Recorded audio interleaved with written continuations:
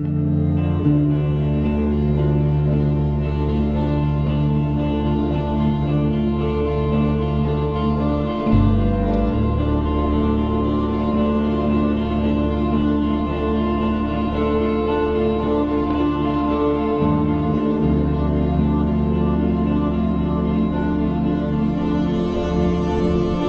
and Achernahr have joined forces to present to you our new series titled The Arrivals. This series is an extremely powerful and unprecedented one, as it is filled with several surprises and extremely important information. It will feature key interviews and great footage aimed at highlighting the bigger picture for you, the viewer. So let's get ready to raise the awareness and do our best to spread this information so people around the world understand what's really happening in today's world. We need each and every one of you to join in and be part of this change. A lot of work has been put into making this series come true, and for that I'd like to thank Achernahr, Freedom to You, Abdullah Hashim, If It's Allah's Will, Truth, Justice, Freedom, and Saifuddin. Peace from Noreagaaa and Achernahr.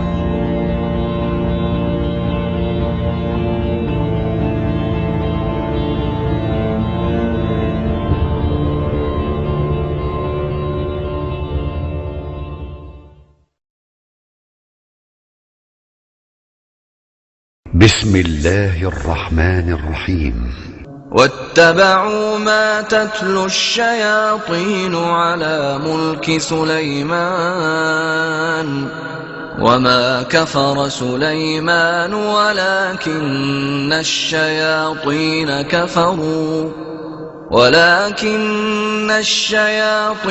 كفروا يعلمون الناس السحر وما أنزل على الملكين ببابل هاروت وماروت وما يعلمان من أحد حتى يقولا إنما نحن فتنة فلا تكفر فيتعلمون منهما ما يفرقون به بين المرء وزوجه وما هم بضارين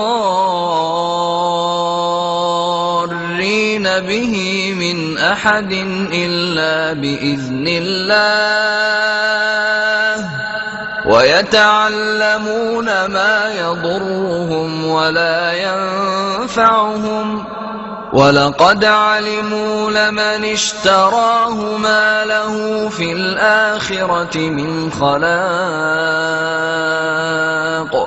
ولبئس ما شروا به أنفسهم لو كانوا يعلمون.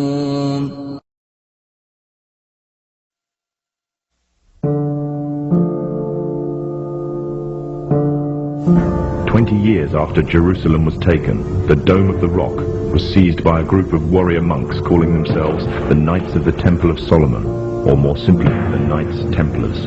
In Jerusalem, the Templars began to deviate further and further away from the practices of Christianity.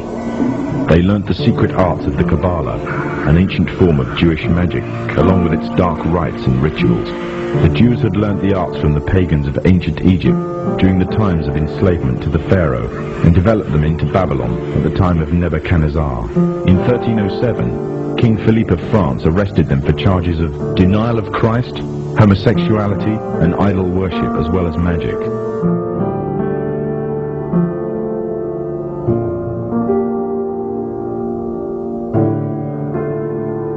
What is at stake is more than one small country.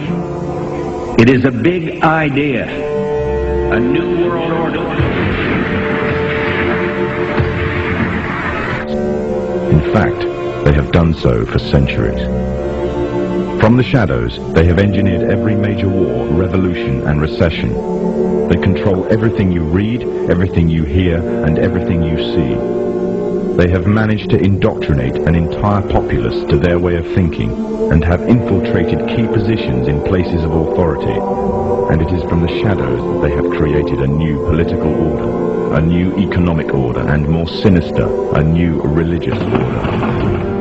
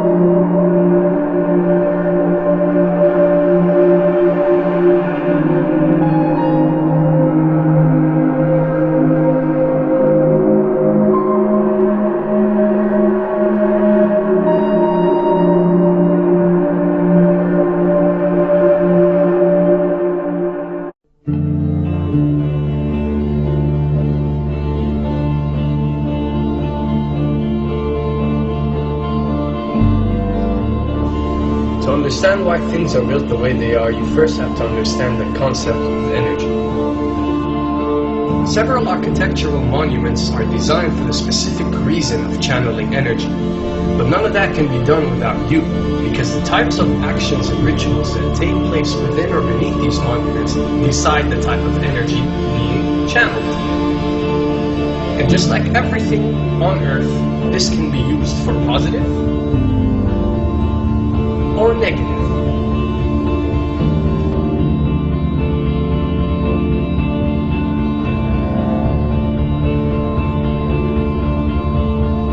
Pyramids, octagons, and domes.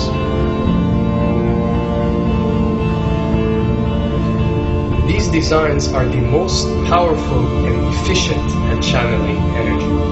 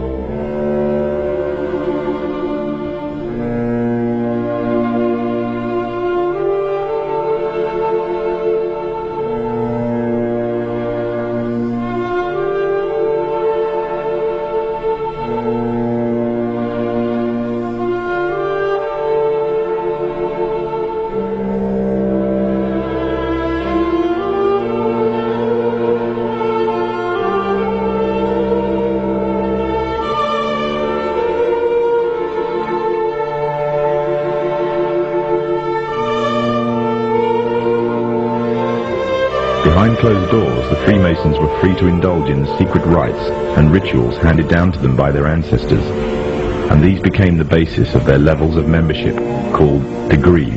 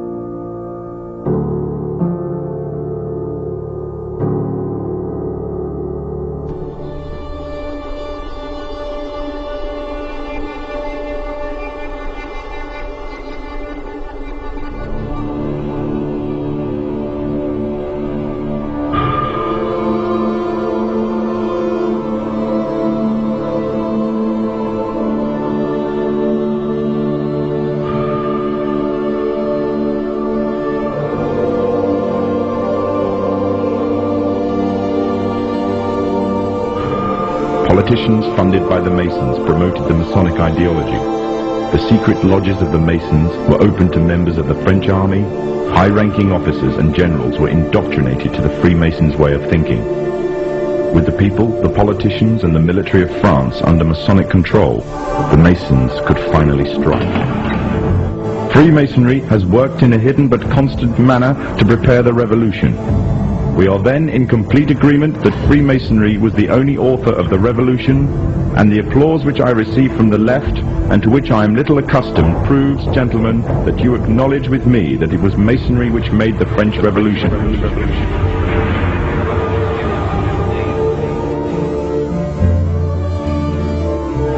When the so-called founding fathers of America landed on Plymouth Rock, not only did they bring with them disfranchised people, they also brought the Freemasonic elements of Europe. The injustices which the fathers of America were escaping from in Europe was also to be found in the new land, in the form of a tyrannical British regime.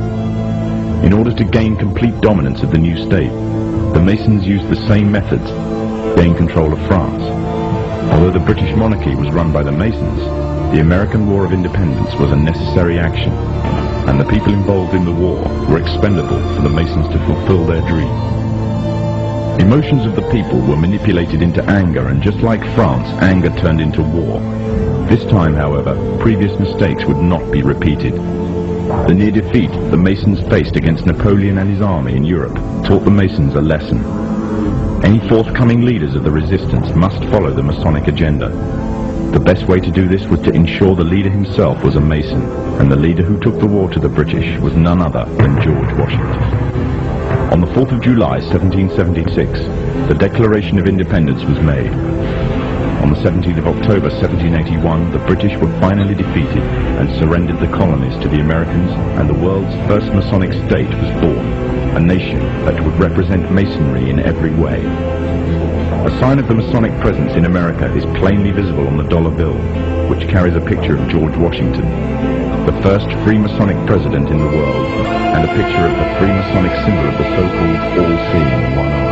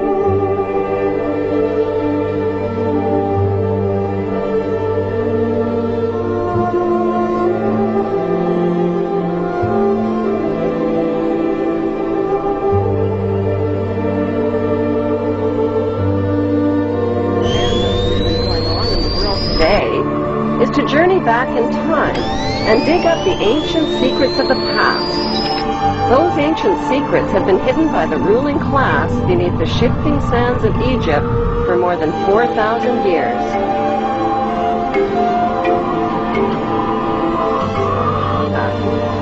The ancient Egyptians kept detailed records of their culture and history in tombs, in temples, and on pottery.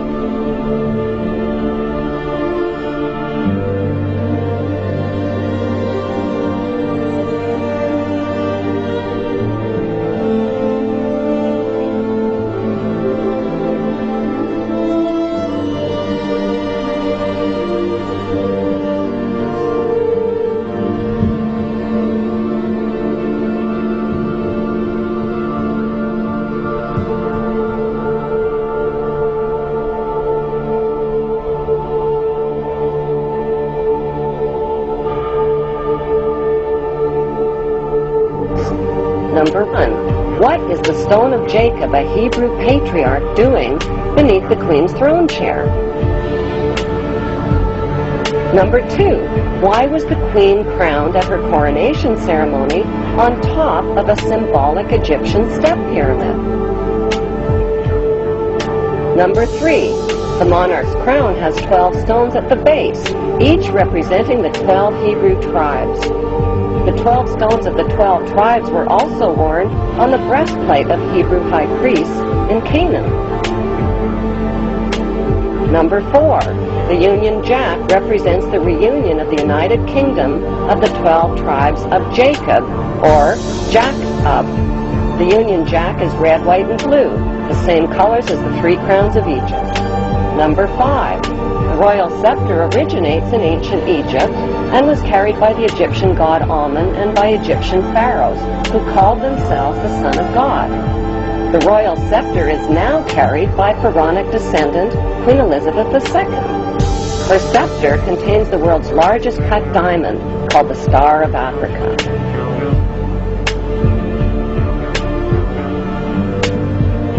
Number 6.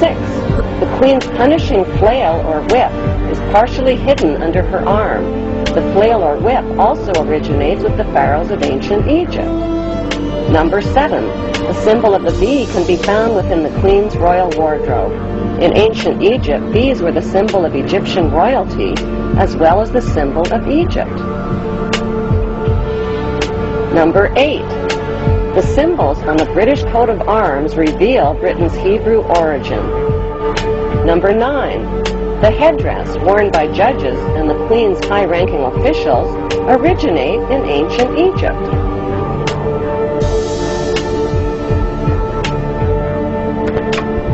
Number 10. Kilts like the one worn by Prince Charles originate with the Egyptian pharaohs who wore white kilts. God save Queen Elizabeth. Long live Queen Elizabeth. May the Queen live forever. Number 15. Incest was practiced by ancient Egyptian royalty. Mothers married sons and brothers married sisters to keep the power and the money all in the family.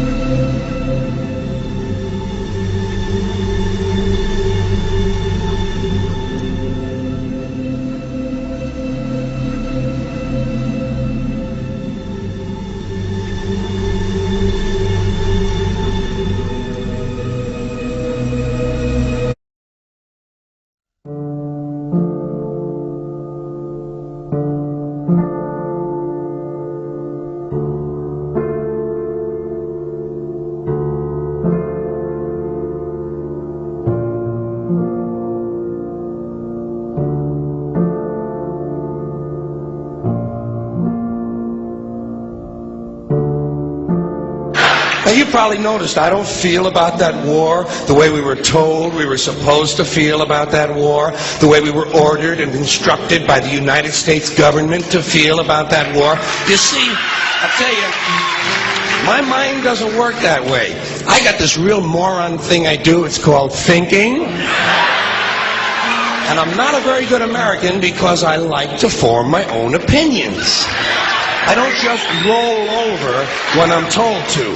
Sad to say, most Americans just roll over on command. Not me.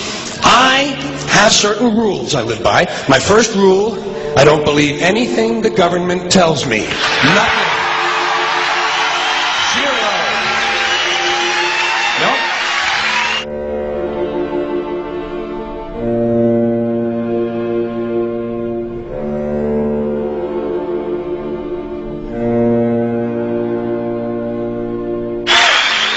I don't take very seriously the media or the press in this country, who in the case of the Persian Gulf War were nothing more than unpaid employees of the Department of Defense, and who most of the time function as kind of an unofficial public relations agency for the United States government. So I don't listen to them. I don't really believe in my country, and I gotta tell you folks, I don't get all choked up about yellow ribbons and American flags. Now, to balance the scale, I'd like to talk about some things that bring us together. Things that point out our similarities instead of our differences. Because that's all you ever hear about in this country is our differences. That's all the media and the politicians are ever talking about, the things that separate us, things that make us different from one another. That's the way the ruling class operates in any society. They try to divide the rest of the people. They keep the lower and the middle classes fighting with each other so that they, the rich, can run off with all the fucking money. Fairly simple thing happens to work. You know, anything different, that's what they're going to talk about. Race, religion, ethnic and national background, jobs, income, education, social status, sexuality, anything you can do, keep us fighting with each other so that they can keep going to the bank. You know how I describe the economic and social classes in this country? The upper class keeps all of the money, pays none of the taxes. The middle class pays all of the taxes, does all of the work. The poor are there just to scare the shit out of the middle class. Keep them showing up at those jobs. Politicians know that word. They use it on you. Politicians have traditionally hidden behind three things: the flag, the Bible, and children. No child left behind. No child left behind. Oh, really? Well, it wasn't long ago you were talking about giving kids a head start. Head start? Left behind? Someone's losing fucking ground here. But there's a reason. There's a reason. There's a reason for this. There's a reason education sucks, and it's the same reason that it will never, ever, ever be fixed. It's never going to get any better. Don't look for it. Be happy with what you got. Because the owners of this country don't want that. I'm talking about the real owners now. The big, the wealthy, the real owners, the big wealthy business interests that control things and make all the important decisions. Forget the politicians. They're irrelevant. The politicians are put there to give you the idea that you have freedom of choice. You don't. You have no choice. You have owners. They own you. They own everything. They own all the important land. They own and control the corporations. They've long since bought and paid for the Senate, the Congress, the state houses, the city halls. They got the judges in their back pockets, and they own all the big all the big media companies. So they control just about all of the news and information you get to hear. They got you by the balls. They spend billions of dollars every year lobbying to get what they want. Well, we know what they want. They want more for themselves and less for everybody else. But I'll tell you what they don't want. They don't want a population of citizens capable of critical thinking. They don't want well-informed, well-educated people capable of critical thinking. They're not interested in that. That doesn't help them. That's against their interest. That's right. You know something? They don't want people who are smart enough to sit around the kitchen table and figure out how badly they're getting fucked by a system that threw them overboard 30 fucking years ago. They don't want that. You know what they want? They want obedient workers. Obedient workers, people who are just smart enough to run the machines and do the paperwork, and just dumb enough to passively accept all these increasingly shittier jobs with the lower pay, the longer hours, the reduced benefits, the end of overtime, and the vanishing pension that disappears the minute you go to collect it. And now they're coming for your Social Security money. They want your fucking retirement money. They want it back so they can give it to their criminal friends on Wall Street. And you know something? They'll get it. They'll get it all from you sooner or later, because they own this fucking place. It's a big club, and you ain't in it. You and I are not in the big club.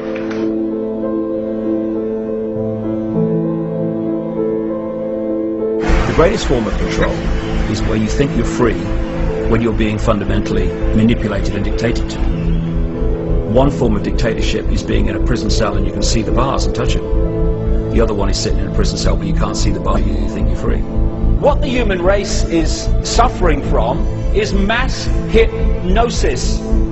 We are being hypnotized by people like this. Newsreaders, politicians, teachers, lecturers. We are in a country and in a world that is being run by unbelievably sick people. The chasm between what we're told is going on and what is really going on is absolutely enormous. The greatest hypnotist on planet Earth is a oblong box in the corner of the room. It is constantly telling us what to believe is real.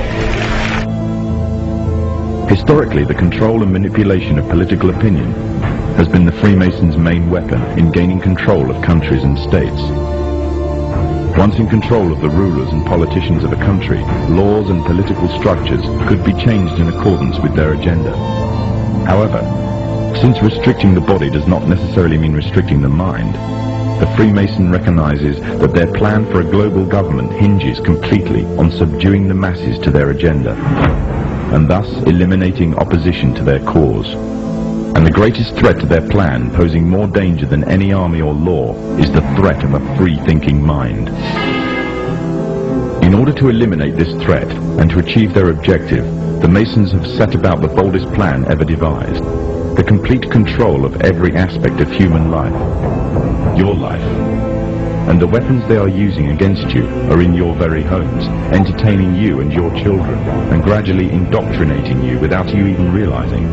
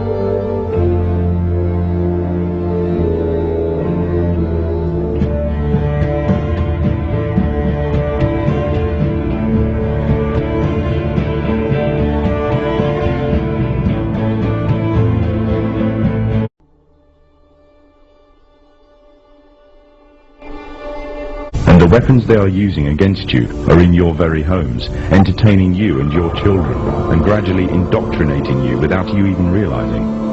In today's society, people are spending more and more time engaged with modern media, television, cinema, computer games, the internet, popular fiction and popular music are an integral part of our lives. Yet these provide a vast expanse on information, which you are taking either consciously or subconsciously into your mind. Information on society ranging from ideals and morals and the difference between right and wrong to the way societies and economies should be structured is passed before you every single day. These media play a significant role in providing the basis for determining an individual's view of the world and everything that exists. Thus, any one group in complete control of this information placed on these media will in effect have the power to indoctrinate practically the entire populace of the world to their way of thinking. And it is this fact that Freemasons are exploiting. The Masons are using the entertainment industry in particular to condition people to their way of thinking, either openly or subliminally. The methods they use vary, but the goal is the same, to impose their beliefs, their ideology and their objectives on you in such a way that you begin to think of them as your own.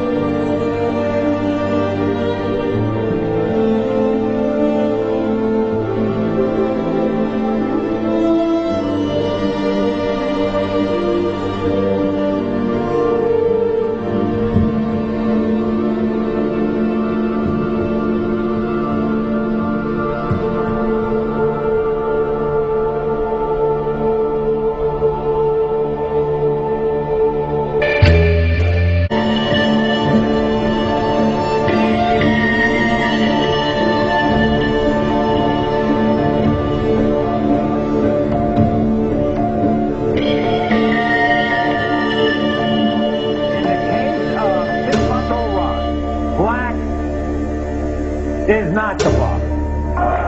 Mario, you are not the boss. Timbu, you are not the boss. You are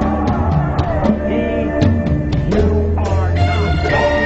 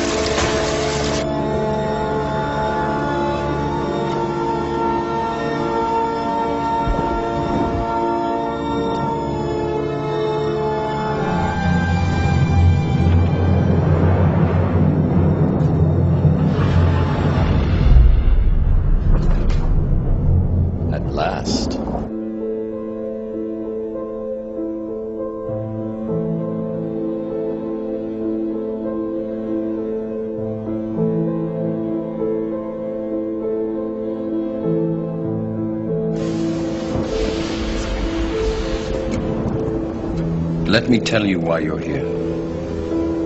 You're here because you know something. What you know you can't explain, but you feel it.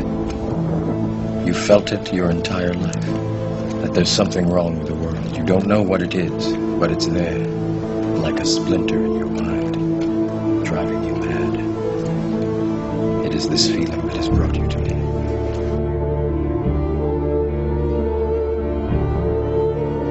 It is all around us. Even now, in this very room. You can see it when you look out your window or when you turn on your television. You can feel it when you go to work, when you go to church, when you pay your taxes.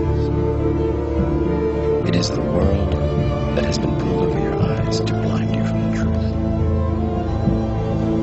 What truth? That you are a slave in you. Like everyone else, you were born into bondage, born into a prison that you cannot smell or taste or touch. Prison for your mind.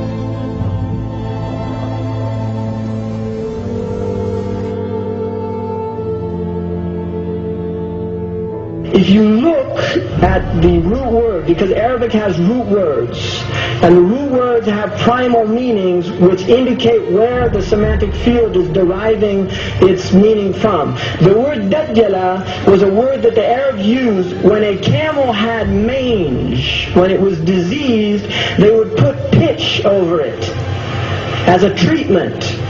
They would put pitch, and they used that word yudaddilu. They would put this pitch over the camel so you didn't see the disease of the camel.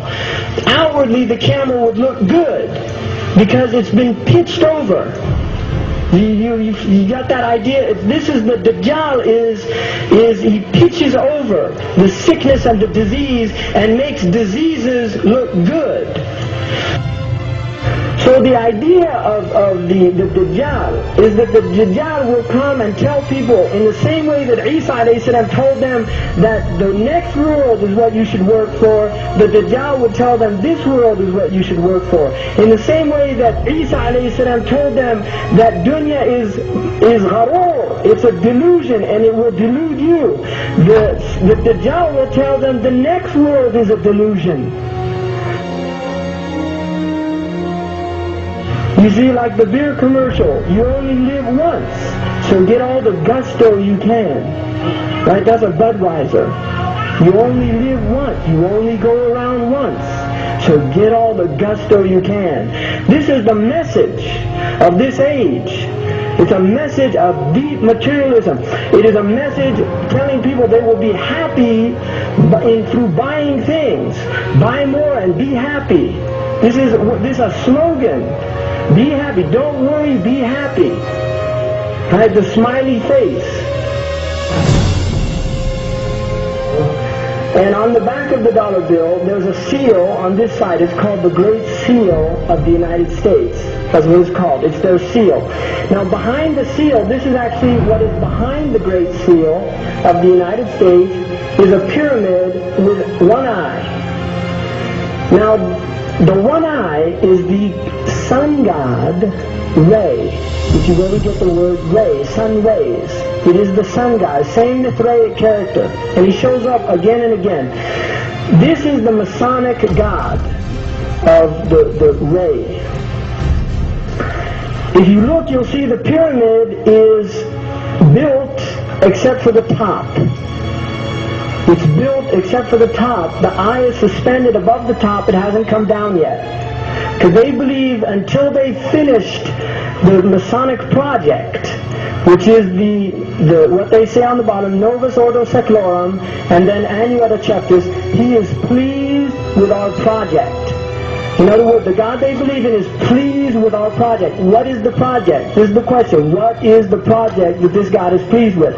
The project is literally the secularization of the world.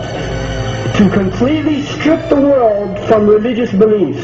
This is the project, and that is why it is called Novus Ordo Seclorum, a new secular or worldly order. If you translate that into Arabic, it would be Al-Nizam Al-Alami Ad-Dunyawi, not Al-Jadid. It would be a dunyawi, the new temporal order, the new order of the world.